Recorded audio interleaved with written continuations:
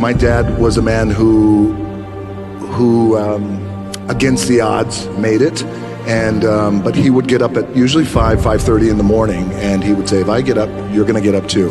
He would drag me to the gym, and by the way, I'm 5 years old, and he would drag me to the gym. My dad always said too that regardless of what you do in life and where you go, respect is going to be given when it's earned, and you have to go out and earn it every single day. This thing, you're doing it for yourself. You're not doing it for anybody else. Yes, your family supports you. Yes, your friends support you, but you're doing it for yourself at the end of the day. And you're the only one who's going out there. You gotta motivate yourself, and you gotta want it as much as everybody else on the track. So I've learned that, so it's easier now. So when people say, this season, oh, you're saying it's not running as fast as you should, it doesn't bother me, because I've been through this already, and I know what they're gonna say all the time. But I know what I'm capable of, and I know what I can do, so. I think we've been hypnotized and conditioned into becoming materialists. I think that we define reality with our senses, and I think that is one of the biggest delusions. So the fundamental question is, can you believe in a future that you can't see or experience with your senses yet, but you've thought about enough times in your mind that your brain is literally changed to look like the event has already occurred? You no longer have to go anywhere to get it. Now it begins to come to you. You become the vortex or the magnet to your destiny. When you're grateful, you can't be worried. You can't be fearful. When you're grateful, you can't be angry. And anger and fear are what screw people up most in their relationships, in their life, in their business. So I wire myself. I was saying to you that most people want to be happy, but their habit is to be worried or pissed off or frustrated or stressed. And so they've got a highway to stress, and they got a dirt road to happiness. So I wire myself. I've got a highway to gratitude, which changes all your emotions. I can't handle not knowing.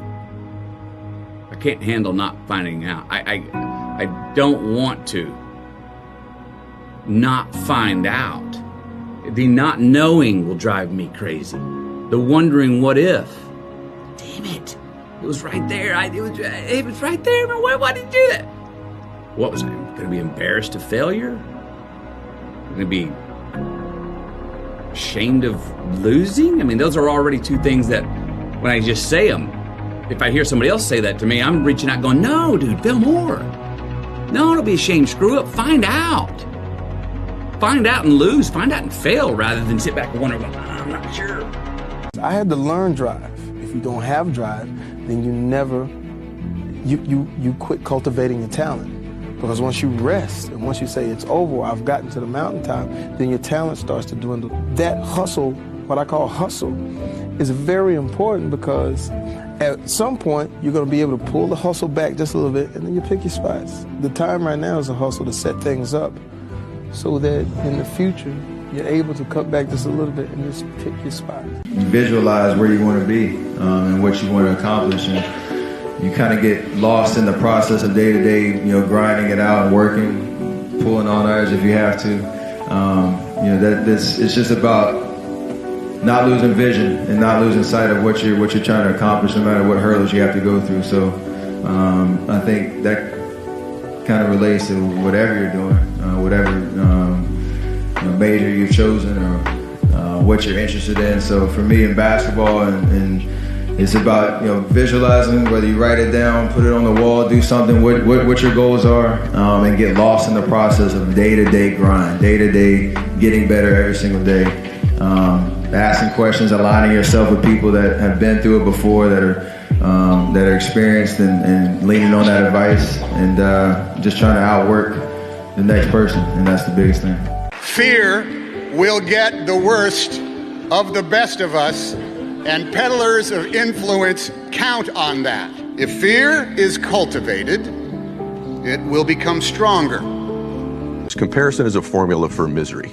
And what we do in our life is we compare ourselves to the best day and the best picture on social media that we see of somebody else. We compare ourselves at different times in our lives too. Even if you're in a relationship, comparing your relationship in its 5th year to its 5th week isn't fair to that relationship. There's different stages in our life. So comparison is a pathway. There's pathways to happiness, and there's pathways that lead us to unhappiness. One of those for sure is comparison, and it's an ego thing oftentimes with us. We're always trying to one-up things in our life.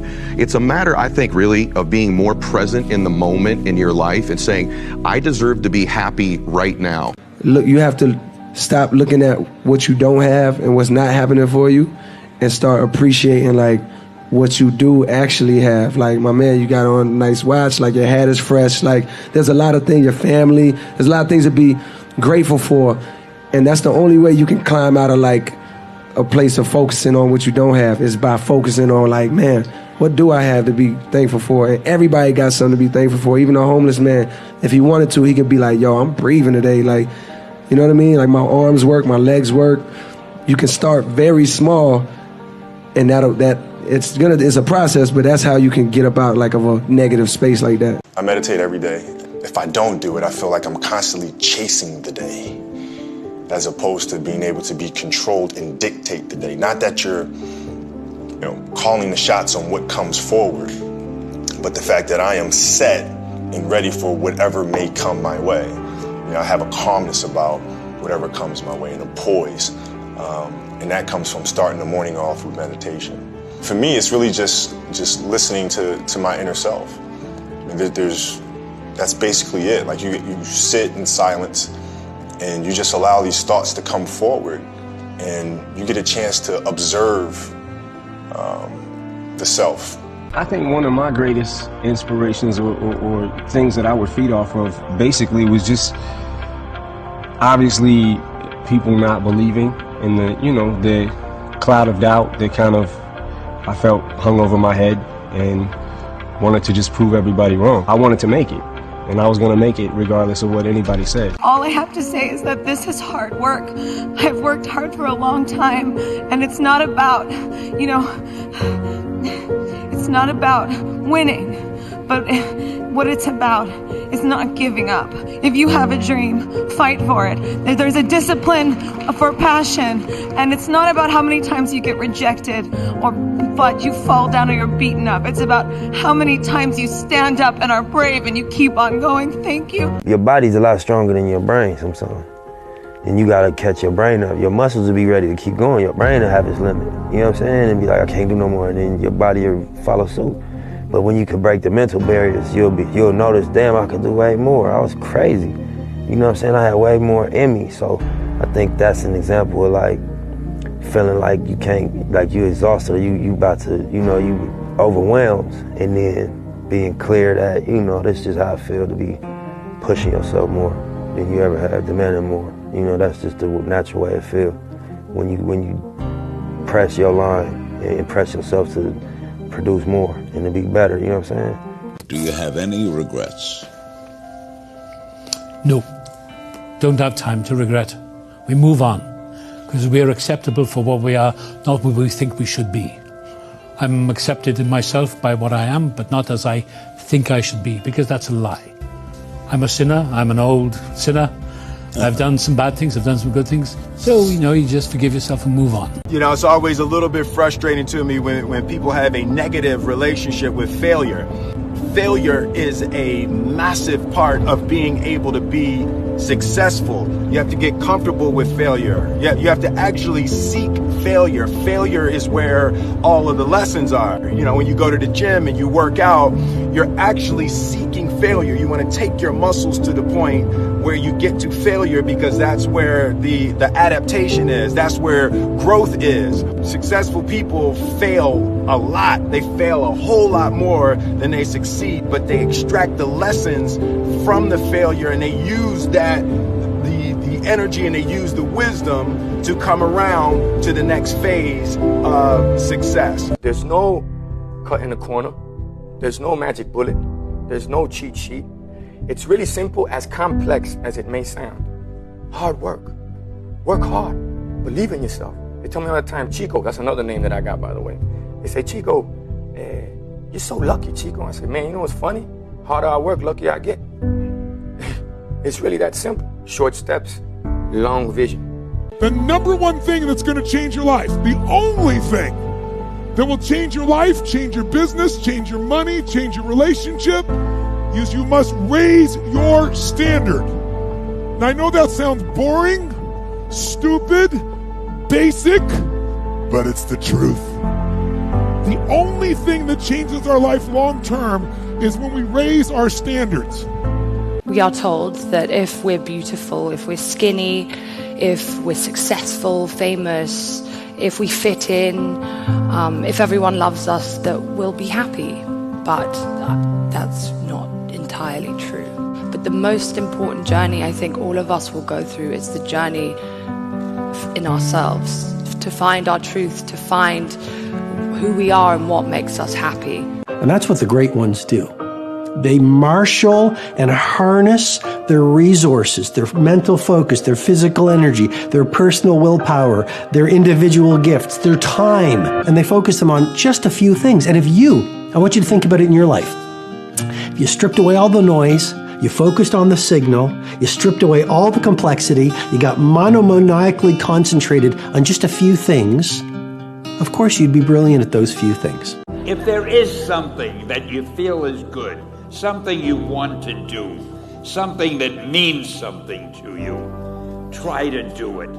Because I think you can only do your best work if you're doing what you want to do, and if you're doing it the way you think it should be done. So don't let idiots talk you out of something that you think is good. Life is one big psychological warfare that you play on yourself.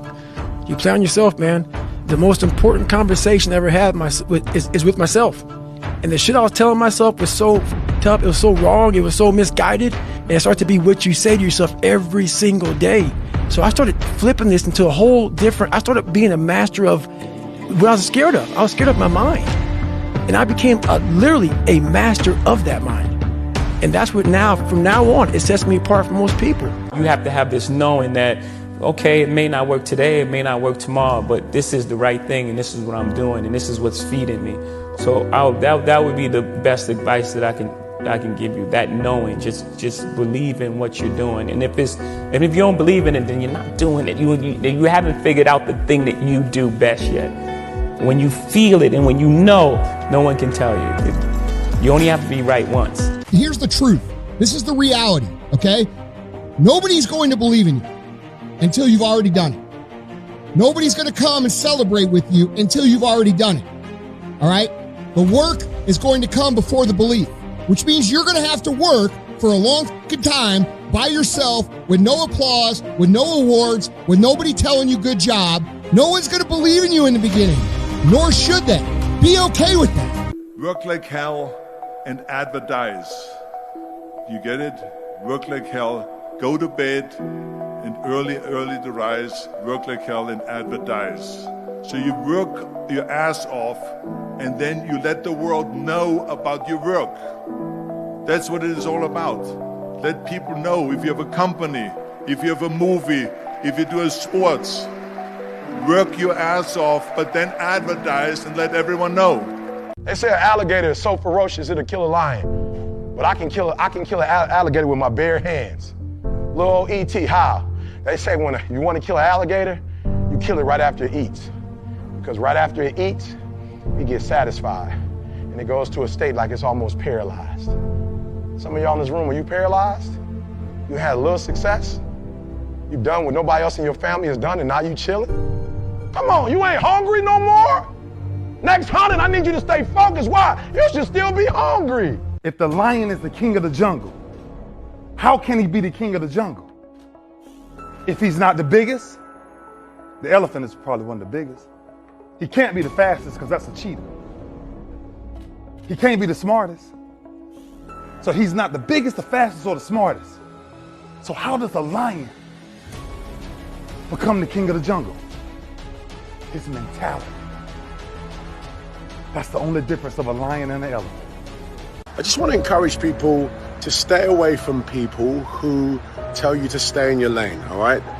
Let me tell you something. You've got one life to live. It's your birthright to try as many different things as you want. I get criticized for, trying this, doing a bit of that. I love it. It's what I'm here for. If you want to try something different in your life, go for it, all right? If you're a painter and decorator and you want to be a boxer, you try that. If you're an accountant and you want to be a ballet dancer, you go for that. That's your birthright, okay? Do your thing. Don't get pigeonholed into a box. Understand? I think of myself as the greatest person that I can be. That's it. I'm not going to go out on out on a limb and say I'm the greatest this or that. I was a kid with a dream. That's it. And the people before me set the bar so high, and I was a little kid that wasn't afraid to dream as big as I could. And that's really it. Like you said, like we were talking before, I was dedicated, I was hardworking, and that put me in the shoes where I am now. I don't know what your future is, but if you're willing to take the harder way, the more complicated one, the one with more failures at first than successes, the one that has ultimately proven to have more meaning, more victory, more glory, then you will not regret it. Anticipate the wall. You're going to hit it. And in those moments, whatever you tell yourself, if you convince yourself that the difficulty you're facing is harder than everybody else's and you buy it, you will stay where you're at. But if you convince yourself that whatever wall you've hit, other people have overcome it and so can you go through that wall as well. We're all writing a book. What's your book look like? Like your life is a book. You got a bunch of chapters in your book, but when they close that book, how good was the book? How good was your book? What was the ending to your book? All of the things that can be associated with you and your existence become a part of the chapters in your book. Do I work hard because I'm in this position? No. I got in this position because I work hard. 30 years putting in the work, working harder than everybody else, getting up earlier than everybody else, and putting in the work. Have there been bumps in the road? Absolutely. Thank God my faith and my work ethic keep me growing, getting stronger. Everybody, I challenge you, get up earlier, work harder, you will get the results, all right? You want to go places, put in the work. It ain't gonna happen on its own. The time is now to express and for people to believe in themselves. The time is now for it to be okay to be great. People in this world shun people for being great, for being a bright color, for standing out.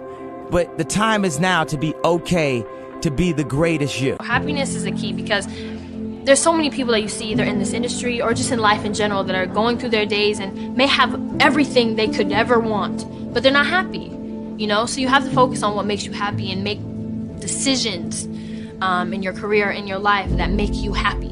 And so I've been trying to do that, and it's working, and saying no to things that are negative and saying no to things that you don't want to do, So I think that's my biggest piece of advice. Fear is my friend.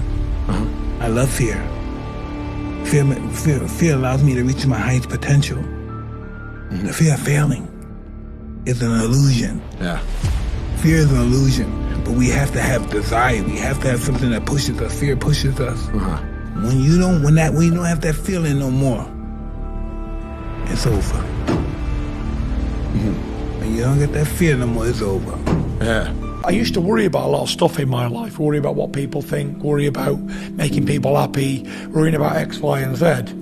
Now I don't. I worry about being happy now and being happy today and tomorrow. And I don't look past that because I know that I am not guaranteed to wake up in the morning. So I'm just going to be happy for now. And that's how I live. One day at a time. If I go to bed sad tonight, I think to myself, you know what? Tomorrow's going to be a brand new day. I'm going to wake up happy. And I'm going to be positive and I'm going to crack on. I'm not going to worry about anything because nothing's going to worry about me. The world might say you are not allowed to yet. I waited a long time out in the world before I gave myself permission to fail.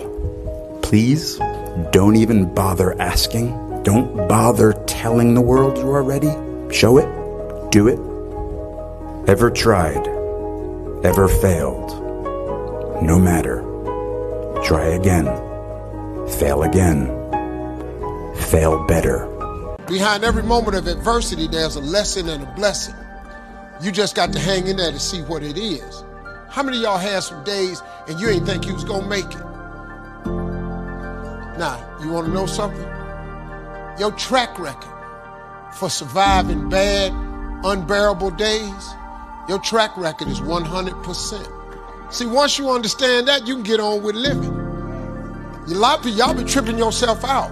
Figure it out, make something happen for yourself. Facebook wasn't the first thing I built. I also built chat systems and games, study tools and music players, and I'm not alone. J.K. Rowling got rejected 12 times before she finally wrote and published Harry Potter. Even Beyoncé had to make hundreds of songs to get Halo.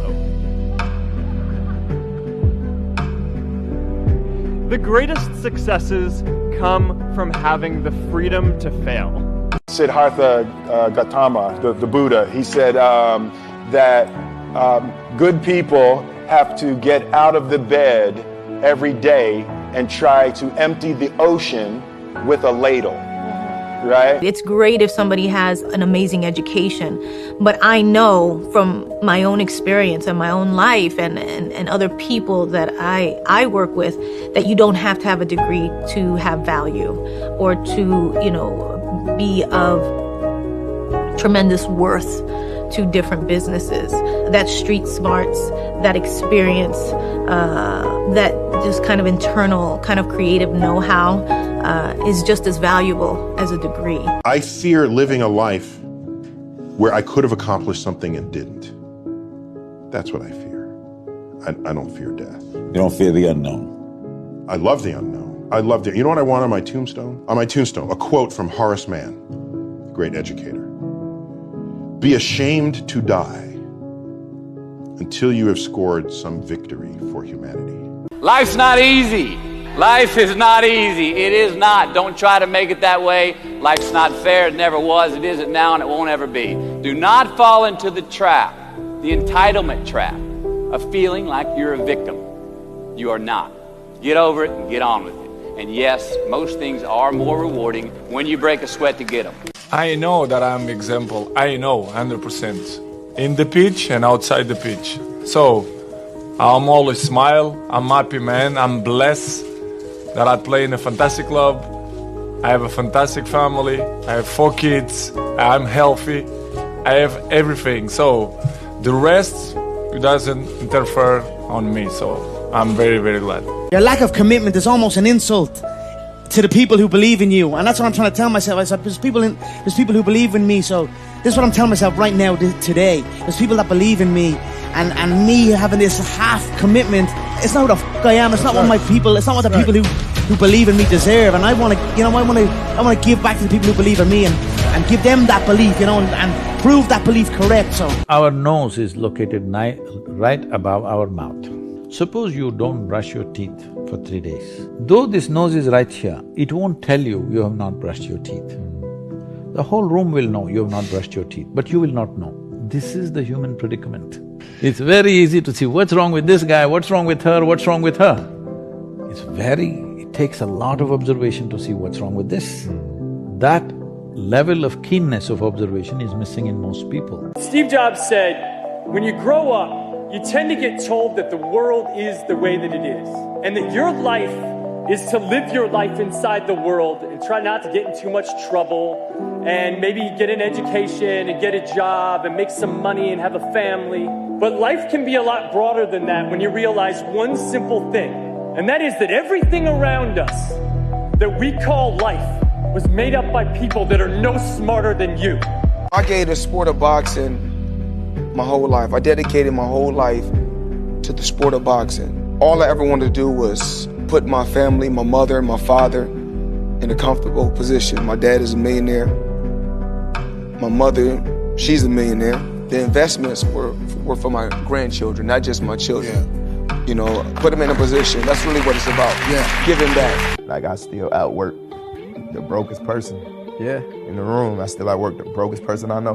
You get what I'm saying? I can get a $10 million check today.